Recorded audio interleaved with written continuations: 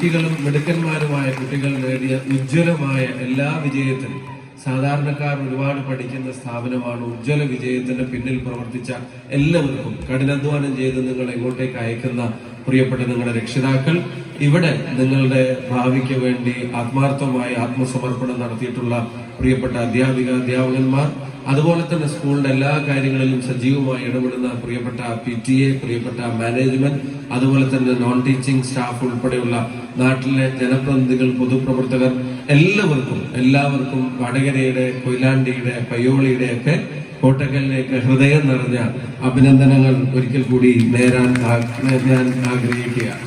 ഒരിടം ഈ പ്രദേശത്തെ വിദ്യാർത്ഥി സമൂഹത്തിന് വേണ്ടി, വളരുന്ന ആളുകൾക്കും വേണ്ടി ഉണ്ടാക്കിയിട്ടുള്ള ഒരു സ്ഥാപനമാണ്. ഞാനിങ്ങനെ കയറി വരുമ്പോൾ എന്നോട് നിങ്ങളുടെ കായിക അധ്യാപകൻ വന്നിട്ട് നമ്മുടെ കുട്ടികളിലെ ക്രിക്കറ്റിലെ അച്ചീവ്മെന്റ്സിനെ പറ്റി പറയുക, ജില്ലാ ടീമിലേക്ക് ഉൾപ്പെടെ നമ്മുടെ സ്കൂളിൽ നിന്ന് കുട്ടികൾ തിരഞ്ഞെടുക്കപ്പെട്ടത്, അതിനെ ലീഡ് ചെയ്യുന്ന ക്യാപ്റ്റൻ ഉൾപ്പെടെയുള്ള ആളുകൾക്ക് ഇവിടെ നിന്നുണ്ടായത്, പെൺകുട്ടികൾക്ക് ഉൾപ്പെടെയുള്ള ഫെസിലിറ്റി ഇനി കൊടുക്കാൻ ആഗ്രഹിക്കുന്നത്, ചെറിയ ഗ്രൗണ്ട് ആണെങ്കിലും അടുത്ത സ്കൂളിലേക്ക് കുട്ടികൾക്ക് കളിച്ചു വരാനുള്ള അവസരം ഉൾപ്പെടെ ഒരുക്കുന്നതിനെ സംബന്ധിച്ചൊക്കെയാണ് അവരെന്നോട് സൂചിപ്പിച്ചത്. എനിക്കൊരു നിവേദനം തന്നുകൊണ്ട് ഒരു നെറ്റ് പ്രാക്ടീസിനുള്ള ഒരു പിച്ച് ഉണ്ടാവണം എന്നുള്ളൊരു നിവേദനം അവർ നൽകുകയുണ്ടായി. ഇതിന്റെ ഗൈഡ് ലൈൻ എന്താണ് എന്നുള്ളത് ഒരിക്കൽ കൂടെ പരിശോധിക്കണം. എന്തായാലും ഗൈഡ് ലൈൻ അനുകൂലമാണെങ്കിൽ നമ്മുടെ സ്കൂളിൽ MP ഫണ്ടിൽ അത് നിർമ്മിക്കും എന്നുള്ളത് കൂടെ സൂചിപ്പിക്കാൻ ഞാൻ ഈ അവസരം ആദ്യമായിട്ട് ഉപയോഗിക്കുന്നു. അതുപോലെ തന്നെ കമ്പ്യൂട്ടറിനെ സംബന്ധിച്ചുള്ള നിവേദനവും ഇവിടെ നൽകുകയുണ്ടായി. തീർച്ചയായിട്ടും സ്കൂളിന് കഴിയാവുന്ന എണ്ണം, നിവേദനത്തിലെ എണ്ണം കുറച്ച് കൂടുതലാണ്. പിന്നെ MP ഫണ്ടിന്റെ കാര്യത്തിൽ ഒരു ദരിദ്രനാണ്, പിന്നെ പാവപ്പെട്ടവനാണ് MP. ഞാനിതിനു മുമ്പ് MLA ആയിരുന്നു. MLA ആയിരുന്നപ്പോൾ എനിക്ക് ഒരു മുനിസിപ്പാലിറ്റി 3 പഞ്ചായത്തേ ഉള്ളൂ.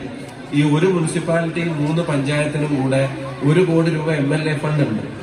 MLA ആസ്തി വികസന ഫണ്ട് 5 കോടിയുണ്ട്. അപ്പൊ തന്നെ 6 കോടി രൂപയുണ്ട്. PWDയുടെ ഒരു വർക്ക് ഒരു MLA നിർദ്ദേശിക്കുന്നത് ആ പ്ലാൻ ഫണ്ടിൽ നിന്ന് പിന്നെ എല്ലാ വർഷവും കിട്ടും. അത് 3, 4, 5 കോടി വരെ എടുക്കാൻ വേണ്ട, ഒരു 4 കോടി എടുക്കാം. അപ്പൊ 6, 4, 10 ഫണ്ട് MP വീട്ടിൽ നിന്ന് കൊണ്ടുവരുന്ന ഫണ്ടൊന്നും അല്ല, നിങ്ങളുടെ പൈസ തന്നെയാണ്. ജനങ്ങളുടെ നികുതി പണത്തിന്റെ ശരിയായിട്ടുള്ള വിനിയോഗത്തിന് വേണ്ടി ഞങ്ങളെപ്പോലുള്ള ആളുകളെ ചുമതലപ്പെടുത്തുന്നു എന്നേ ഉള്ളൂ. അതുപോലെ തന്നെ അക്കാഡമിക് രംഗത്തുണ്ടാക്കിയ നേട്ടങ്ങൾ, ഇപ്പോൾ MBBSന് പിന്നെ 1ാം വർഷം, 2ാം വർഷം, 3ാം വർഷം, 4ാം വർഷം എന്നാണ് ഞാൻ പ്രസംഗം കേട്ടപ്പോൾ ഇവിടെ വന്നിട്ടുണ്ടോ ആള്. ഡോക്ടറെ എന്ന് വിളിക്കാനുള്ള അവസരം ഒരു പൂർവ്വ വിദ്യാർത്ഥികൾ ഉണ്ടാക്കിയത് ഉൾപ്പെടെയുള്ള അക്കാഡമിക് രംഗത്ത് നമ്മുടെ നേട്ടങ്ങളെ സംബന്ധിച്ചും ഇവിടെ പ്രിൻസിപ്പൾ സൂചിപ്പിക്കുകയുണ്ടായി. അപ്പൊ അതൊക്കെ നമ്മുടെ മുന്നോട്ടുള്ള പ്രയാണത്തിൽ, നാടിന്റെ മുന്നോട്ടുള്ള പ്രയാണത്തിൽ ഏറ്റവും വലിയ കരുത്താകും എന്നുള്ള കാര്യത്തിൽ ഒരു സംശയവും വേണ്ട. നിങ്ങളുണ്ടാക്കിയ എല്ലാ അച്ചീവ്മെന്റ്സിനെയും ഞാൻ അഭിനന്ദിക്കാൻ ആഗ്രഹിക്കുന്നു. മറ്റൊരു പ്രധാനപ്പെട്ട ഇടം എന്ന് പറയുന്നത്, ഇവിടെ കടന്നു വരുന്ന ഒരു കുട്ടിയുടെ മുമ്പിലും പണം ഒരു പ്രശ്നമല്ല. വിദ്യാഭ്യാസത്തിന്റെ മാനദണ്ഡം പൈസയില്ല. അപ്പൊ അത്തരം സ്ഥാപനങ്ങളിൽ പരമാവധി ഫെസിലിറ്റി, പൊതുവിദ്യാലയത്തിൽ പരമാവധി ഫെസിലിറ്റീസ് ഉണ്ടാകുക എന്നുള്ളത് നമ്മുടെ റെസ്പോൺസിബിലിറ്റിയാണ്. അതുപോലെ തന്നെ ഇവിടെ കടന്നു വരുന്ന ഒരാളുടെ മുമ്പിലും ജാതിയോ മതമോ ഒരു തടസ്സമല്ല. ക്ലാസ്സിലേക്ക് കയറ്റി ഇരുത്തുമ്പോൾ ജാതി നോക്കിയിട്ടോ മതം നോക്കിയിട്ടോ അല്ല. അഡ്മിഷൻ കൊടുക്കുമ്പോൾ അത്തരം മാനദണ്ഡങ്ങൾ നോക്കിയിട്ടല്ല. അതിനെല്ലാം അപ്പുറത്തേക്ക് എല്ലാവർക്കും ഒരുമിച്ചിരിക്കാനുള്ള ഒരു പൊതു ഇടമാണ് ഓരോ പൊതുവിദ്യാലയം. അപ്പൊ ആ പൊതുവിദ്യാലയത്തിന്റെ പുരോഗതി എന്നുള്ളത് ഞങ്ങളുടെ എല്ലാവരുടെയും ഉത്തരവാദിത്തമാണ്. മുനിസിപ്പൽ ചെയർമാൻ, കൗൺസിലർമാർ, ജനപ്രതിനിധികൾ, MP, MLA, പൊതുപ്രവർത്തകർ എല്ലാവരുടെയും ഉത്തരവാദിത്തമാണ്. ഇതുപോലെയുള്ള ഇടങ്ങൾ സംരക്ഷിക്കുക എന്നുള്ളത് നാടിന്റെ ഏറ്റവും വലിയ നെസസിറ്റിയാണ്. നമ്മുടെ തീരദേശ മേഖലയിലെ പ്രശ്നങ്ങളൊക്കെ ആണെങ്കിൽ അതിരൂക്ഷമായിട്ട് തുടരുകയാണ്. ഓരോ സീസണിലും ആളുകൾക്ക് തൊഴിലുമായി ബന്ധപ്പെട്ട പ്രയാസങ്ങൾ ഉണ്ടാവുന്നു മാത്രമല്ല, ഗതാഗതത്തിന്റെ പ്രയാസങ്ങൾ ഉണ്ടാവുന്നു മാത്രമല്ല, കടലാക്രമണത്തിൽ പരിസര പ്രദേശങ്ങളിലെ പലയിടങ്ങളിലും താമസിക്കുന്ന ആളുകൾക്ക് ജീവിതവുമായി തന്നെ മുന്നോട്ട് പോകാനുള്ള പ്രയാസങ്ങൾ ഉണ്ടാവുക, പരമ്പരാഗതമായ ജോലി ചെയ്യുന്ന ആളുകൾക്കും അതുപോലെ തന്നെ മേഖലയിൽ നിലനിൽക്കാൻ പ്രയാസം ഉണ്ടാവുന്നു. ഒരു പുലിമുട്ടിന്റെയോ അല്ലെങ്കിൽ കടൽ ഭിത്തിയുടെയൊക്കെ കാര്യം പറഞ്ഞു വരുമ്പോൾ തന്നെ ഏറ്റവും വലിയ നെസസിറ്റി ആണെന്ന് അറിഞ്ഞിട്ടും ആ ഫണ്ടിന് കഴിഞ്ഞ കുറെ വർഷങ്ങളായി അനുമതിയൊക്കെ കിട്ടാത്ത ഉൾപ്പെടെയുള്ള പ്രശ്നങ്ങളുണ്ട്. എന്താണെങ്കിലും നിങ്ങളുടെ ഒരു എളിയ പ്രതിനിധി എന്ന നിലയ്ക്ക് ലഭ്യമായ എല്ലാ അവസരങ്ങളിലും ഈ മേഖലയുടെ ആവശ്യങ്ങൾക്ക് വേണ്ടി നിരന്തരം ശബ്ദമുയർത്തുന്നവരുടെ പട്ടികയിൽ പാർലമെന്റിനകത്തും പുറത്തും ഞാനും കൂടി ഉണ്ടായിരിക്കും എന്നുള്ളതും സാന്ദർഭികമായി സൂചിപ്പിക്കാൻ ആഗ്രഹിക്കുന്നു. ഇത്തരം സംഗമങ്ങളുടെ, കൂട്ടായ്മകളുടെ മറ്റൊരു സന്തോഷം എന്ന് പറയുന്നത് നമ്മുടെ കുട്ടികൾക്ക് നമ്മൾ കൊടുക്കുന്ന ഒരു സന്ദേശം തന്നെയാണ്. വയസ്സായ കുട്ടികളിലേക്ക് പോലും രാസലഹരിയുടെ ഉപയോഗം മൂലം അവർക്ക് പ്രയാസങ്ങൾ ഉണ്ടാക്കി ആ രാസലഹരിയുടെ കെണിയിൽ നമ്മുടെ പെൺകുട്ടികളെ പോലും പെടുത്തി അവരെ ശാരീരികമായി പോലും ദുരുപയോഗം ചെയ്യുന്നതിന്റെ വാർത്തകളാണ്. ഈ തൊട്ടറിയപ്പെട്ട ബോധത്തിൽ തോന്നുന്ന പ്ലഷറുകളാണ് ജീവിതത്തിലെ സന്തോഷങ്ങൾ എന്നുള്ള തെറ്റിദ്ധാരണ അവർക്ക് വരികയാണ്. അതല്ല സന്തോഷം എന്നുള്ളത് നമ്മൾ തിരിച്ചറിയാം. ഞാനിപ്പോ ഇവിടെ വൈറ്റ് ആൻഡ് വൈറ്റ് യൂണിഫോം അണിഞ്ഞിട്ടുള്ള പ്രിയപ്പെട്ട കൂട്ടുകാരെ ഞാൻ വരുന്ന വഴിക്ക് കണ്ടു.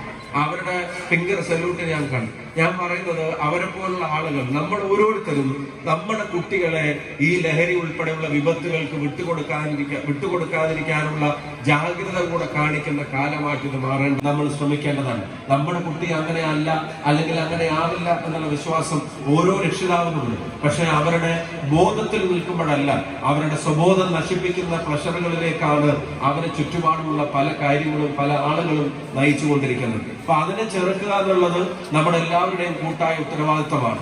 നമ്മുടെ നാട്ടിലെ കുട്ടികൾ പഠിക്കുമ്പോൾ, വരക്കുമ്പോൾ, എഴുതുമ്പോൾ, പാടുമ്പോൾ, ഓടുമ്പോൾ, ക്രിക്കറ്റ് കളിക്കുമ്പോൾ, ഫുട്ബോൾ കളിക്കുമ്പോൾ, സ്പോർട്സിൽ താല്പര്യമുള്ളപ്പോൾ, കലയിൽ താല്പര്യമുള്ളപ്പോഴൊക്കെ നമ്മൾ അതിനെ അറിഞ്ഞ് പ്രോത്സാഹിപ്പിക്കേണ്ട കാലം തന്നെയാണ്.